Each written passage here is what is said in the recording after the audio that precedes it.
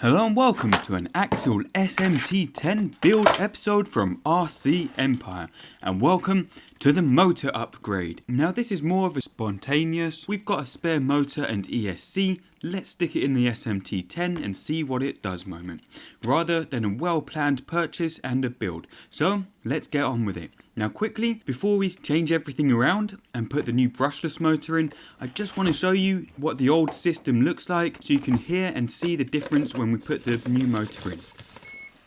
So firstly, let's take a look with a 2S LiPo, and you can see they're fairly low RPMs with the 27 turn brushed motor.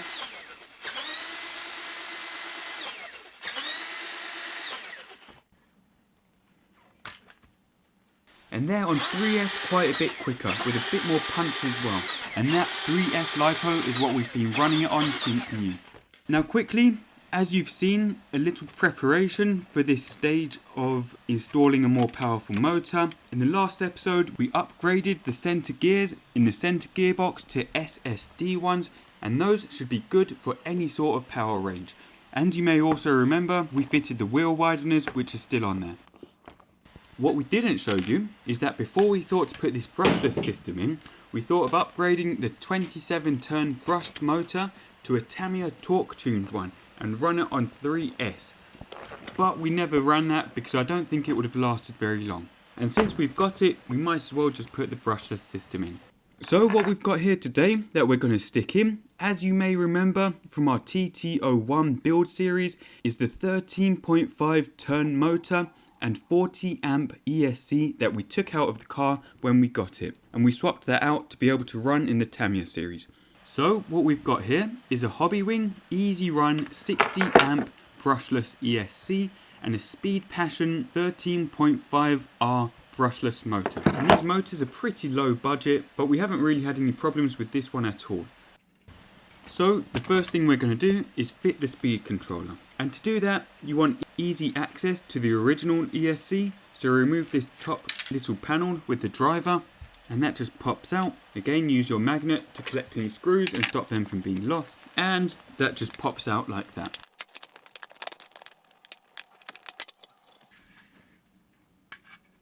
And there it is, the original Axial ESC, mounted on the little plate in the centre of the truck.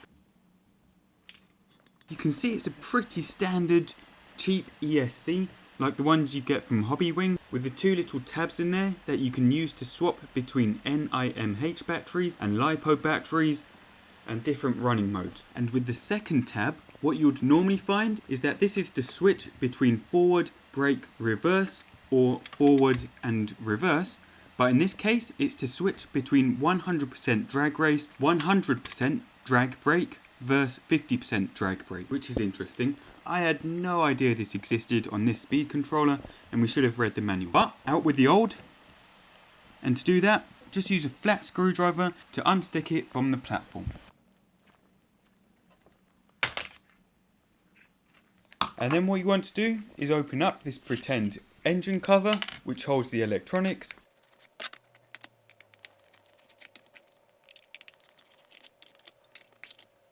And this is waterproof as well, so there's a little seal in there to stop water getting in.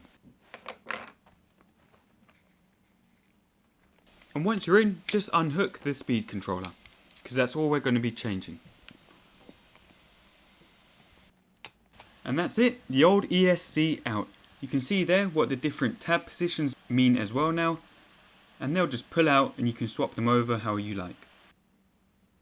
And we'll put this back in our toolbox and keep it for another project. Quickly, a little comparison between the old and the new electronic speed controller that we're going to fit. The new one is a bit smaller, and all we really need to know is that the new one is smaller and will definitely fit on that platform. Saying that, I'm not sure if this 60 amp ESC will be powerful enough to supply the motor with the current that it needs, especially with a big heavy truck like this. Before on the TT01 it was fine because that's a light setup, but this is a lot heavier and the motor will draw a lot more current. But since we've got it, we'll see. You can also see there the length of the cables of the old one compared to the new one. And what's great is that the new one has an on and off switch, which the Axial SMT10 for some reason didn't come with. And it was such a pain to constantly connect and unconnect the battery cable to the ESC, because it was pretty short as well. Now one thing you'll notice is that the motor cables from the speed controller aren't quite long enough to reach our motor. So we're going to use these pre-made extenders to connect everything up. And you can buy these pretty cheap. They are a bit longer than we need, but we'll clean that up later. And they're 4mm bullet connectors. Those will fit into the ESC, which has a male plug on it. And then the other side will go straight into the motor.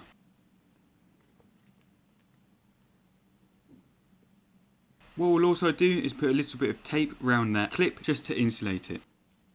So let's go ahead and fit it. Remove the old sticky back plastic, or Velcro as we had before. Actually we could have kept it and put Velcro on the SMT10. But instead we'll put one of these sticky back double-sided bits of thick tape.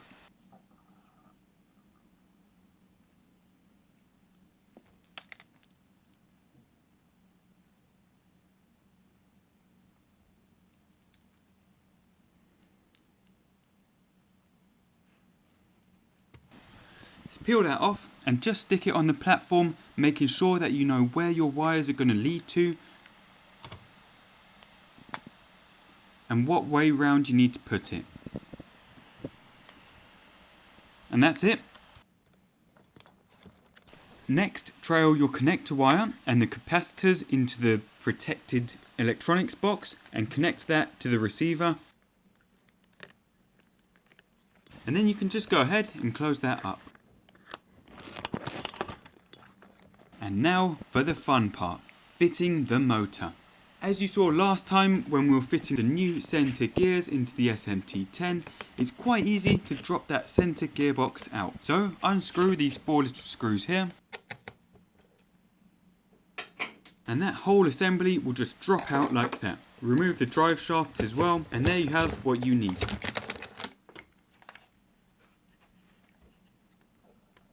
Next, remove this top plate cover, which will expose all the gears, the pinions, the spur and pinion, as well as our motor screws. And simply remove the screws there, and the motor should drop out.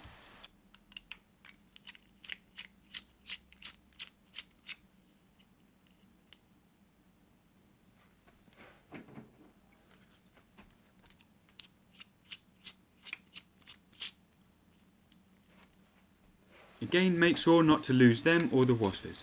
And that's it. There's your motor and your pinion. Remove the pinion. And it's important to note that this is the stock 11 tooth pinion that came with the SMT10. And we might actually change this as well later on. Get your new motor. Put the pinion on it, not too tight for now because you want to see where that fits on the spur, and you can tighten that up later with a bit of Loctite. Then find the holes that you're going to screw it onto the motor mount plate with, and now you can see how high up that pinion needs to be.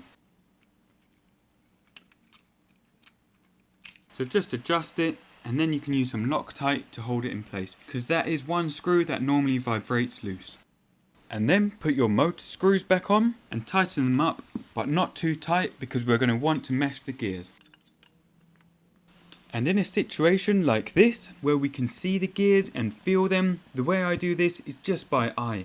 You want the gears to have a tiny bit of play in between them, say a 20th of a millimeter or so, and you can actually see that the spur gear is moving without the pinion moving, so they're not always touching. And there is a tiny little gap there. So they're not rock solid, completely tight together. So I'd push the pinion right up against the spur gear and then back it off a tiny bit. If it's too tight, you'll have too much resistance. And if the pinion is too far away from the spur gear, you might risk stripping the teeth. However, if you're not used to this, use the paper method and you want that gap to be the thickness of a normal plain piece of paper, which is probably a 1/10 of a millimeter. And that's it, you're done. You can put the top cover back on with the 3 screws. Insert the gearbox back into its position. Remember to put the prop shafts in and screw it back into position.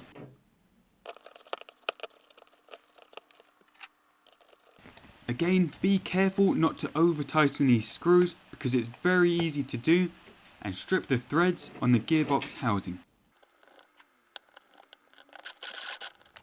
Then you can go ahead and put your new cables in the back of the motor.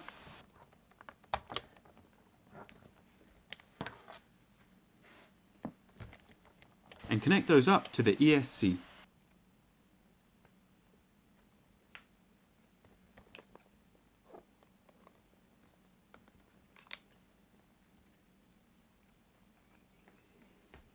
Again, what we'll do is put a little bit of tape around there, or heat shrink tubing if you've got some big enough, just to stop those terminals coming into contact with each other.